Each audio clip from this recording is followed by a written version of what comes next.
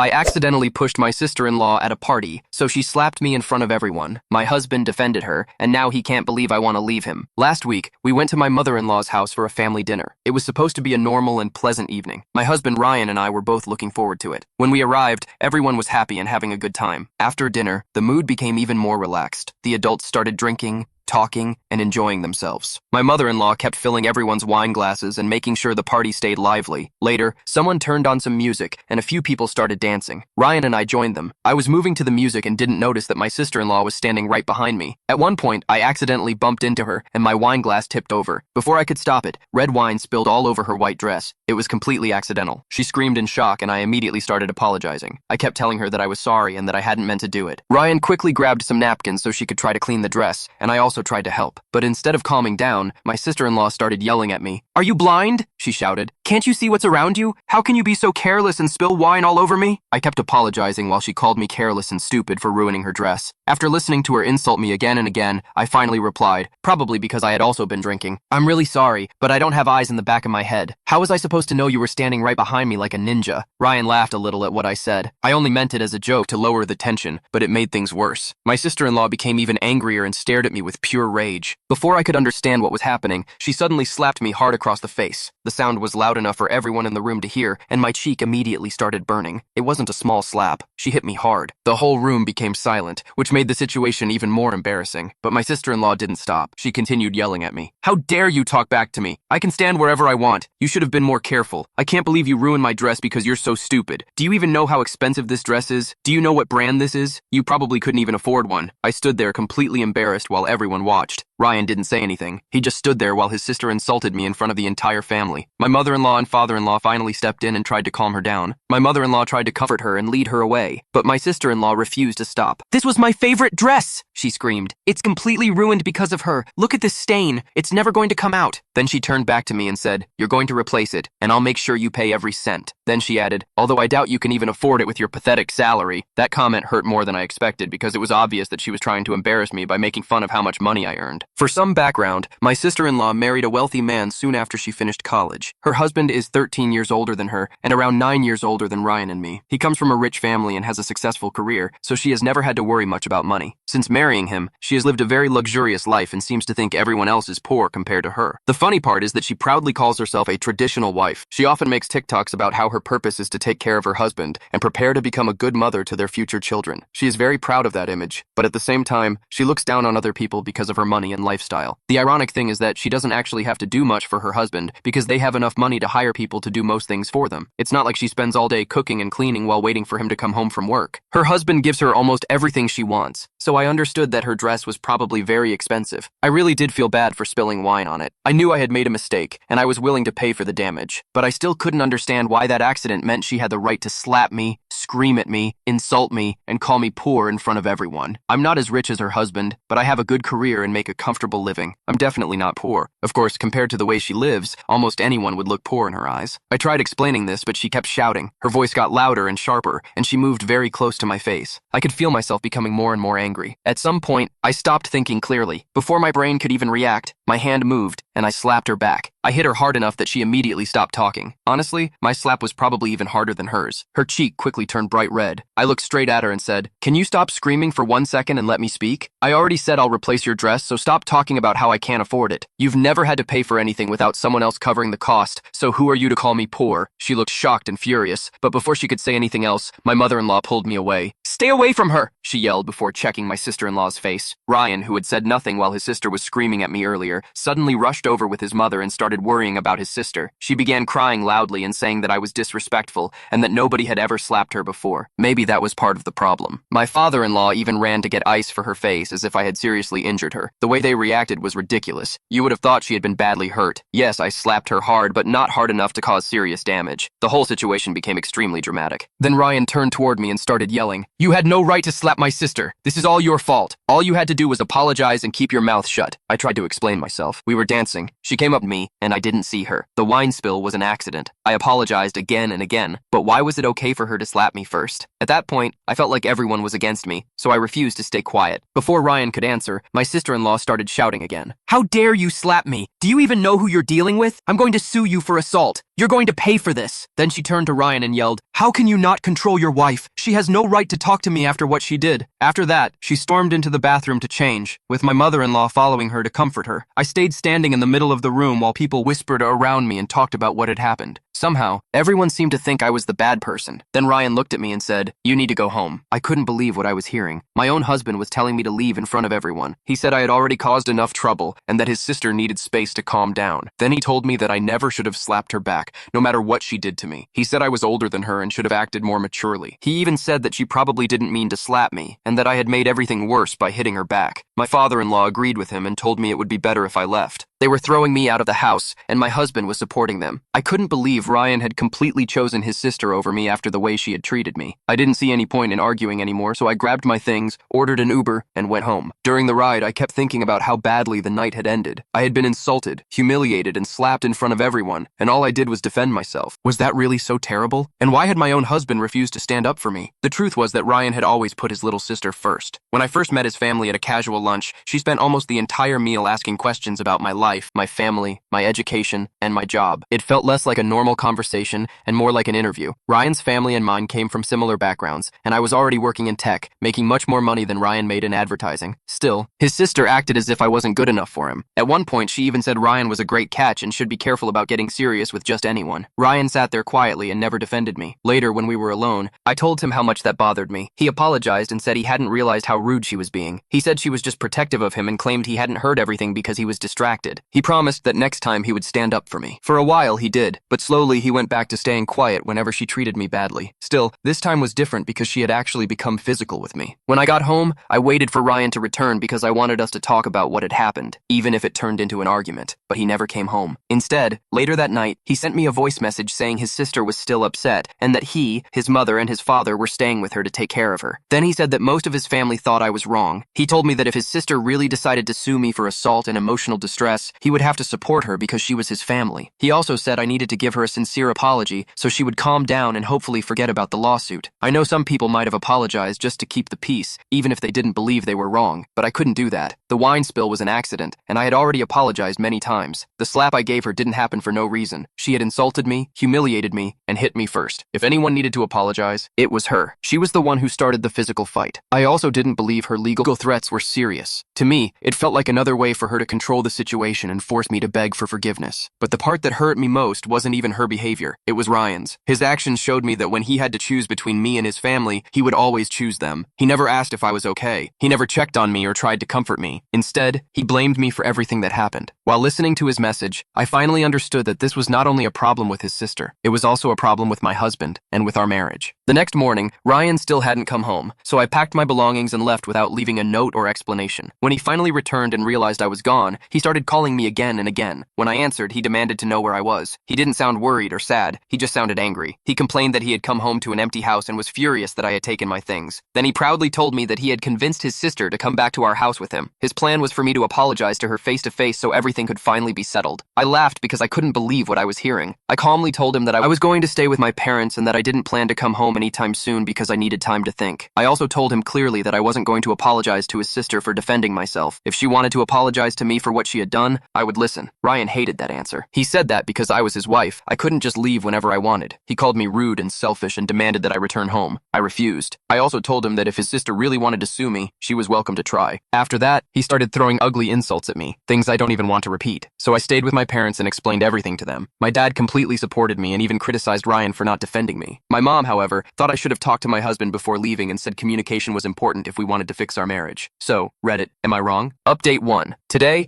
I checked the price of my sister-in-law's dress online and sent her the money. I know many people told me me not to pay her, but I didn't want to owe her anything. I damaged the dress, even though it was an accident, and I had always planned to pay for it. That's simply what I felt was right. Besides, she slapped me, and I had already returned that slap. I also want to explain a few things that people kept asking about in the comments. First, I know when another woman is intentionally trying to compete with me. My sister-in-law has always treated me like some kind of competition, even though I have never looked at her that way. I think she may be jealous because I built my career and financial life on my own. Unlike her, I didn't marry a rich man to get a comfortable lifestyle. I worked hard for what I have, and maybe she doesn't like that independence. She depends almost completely on her husband for the lifestyle she enjoys. At the same time, her husband can be controlling. She has complained before that he doesn't like her going out with friends too often or wearing certain clothes. But I don't really feel sorry for her because this is also the life she constantly shows off. She loves talking about expensive trips, designer bags, luxury clothes, and the fact that she never has to work. She spends most of her days relaxing by the pool, getting her nails done, or doing Pilates. So I really don't understand why she sees me as competition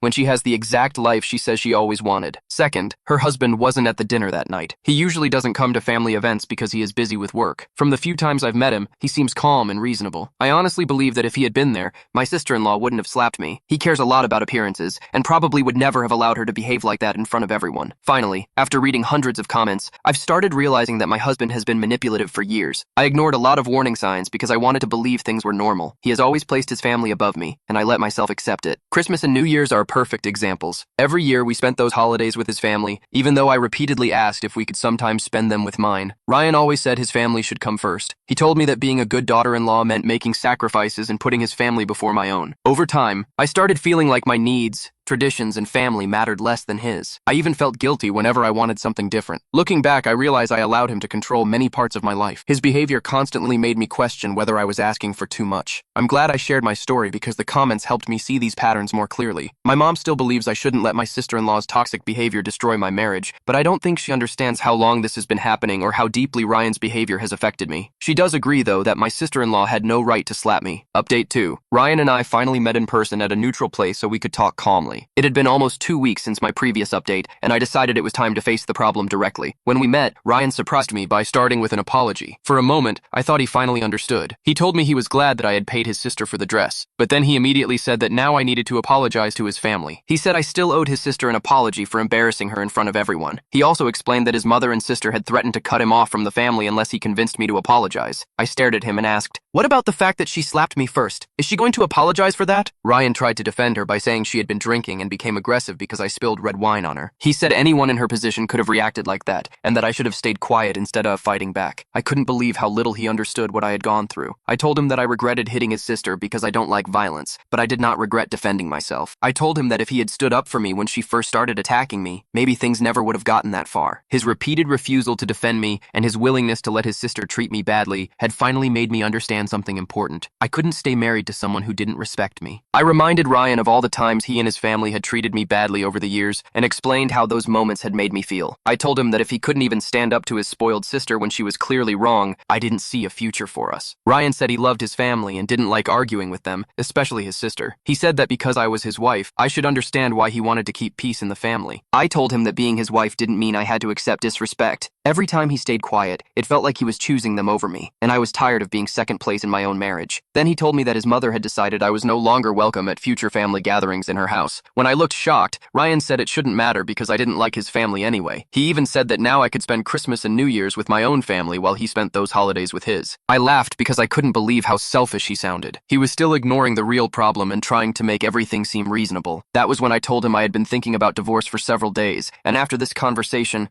my decision was clear. I wanted out of the marriage. Ryan looked completely shocked. He told me I wasn't thinking clearly and said I was only speaking because I was angry. Then he tried to compromise. He said, okay, we don't have to talk about divorce. If you don't want to apologize to my sister, I'll convince her to let it go this time. But next time, don't slap her again. I told him, none of that matters anymore, Ryan. We're done. My lawyer will contact you. Now you can spend the rest of your life taking care of your mother and sister like you always wanted. He tried to keep arguing, but I stood up and left. I couldn't stay in a marriage where my feelings didn't matter, and his family would always come before me. Since then, he has been sending me voice messages begging me not to divorce him. He keeps saying I'm destroying our marriage and that he wants to spend the rest of his life with me. I muted his messages and plan to keep ignoring them. Update 3. My mother-in-law started sending me message after finding out that I had asked Ryan for a divorce. She said I had no right to simply leave her son and claimed I was hurting him because I was angry and trying to punish him. She insisted that I should move back home, even if I was unhappy, and apologize to my sister-in-law. Eventually, I sent her a message saying, Margaret, I've already spoken to a lawyer, so this divorce is happening whether you like it or not. I'm also perfectly capable of showing people online how you and your spoiled daughter have treated me. You and your daughter have harassed me throughout this marriage, and I have screenshots to prove it, so don't test me. Your son is going to be alone because of the way you treated me. I hope the next time he brings another woman home, you think twice before treating her like garbage. She read the message but never replied. I think she finally understood that I was serious. As for my sister-in-law, I blocked her so she can't contact me anymore. Update 4. The divorce was finalized a couple of months ago, and now that I'm officially free from that family, I can share a little more about what happened afterward. Surprisingly, my former brother-in-law, my sister-in-law's husband, actually helped me. When he learned what had happened, he told his wife that he would not pay for her to sue me and that she couldn't use his lawyers because they had more important work to handle. He also told her that she should apologize to me, although she still never did. Instead, he apologized on her behalf by sending me a Christmas gift basket with a handwritten card explaining everything. The last thing I heard was that they are now living separately because my former sister-in-law continued behaving badly. According to his letter, her violent behavior became worse recently because she desperately wanted to become a mother but had been unable to get pregnant. They had been trying for about a year and were preparing to explore other options, but she had become extremely frustrated. Not long after the party, she even slapped an employee at a spa, and apparently this kind of behavior had been happening more often. Her husband eventually moved into an apartment they own in the city while she stayed in their house. My ex-husband told me some of this during one of our divorce hearings because he wanted me to feel sorry for his sister, but being unhappy does not excuse treating other people badly. She had already been difficult long before any of this happened, and plenty of people go through painful situations without hurting everyone around them. So no, I don't feel sorry for her. The divorce is over, and I no longer have to deal with them, their toxic family behavior, or the excuses they always made for the way they treated me.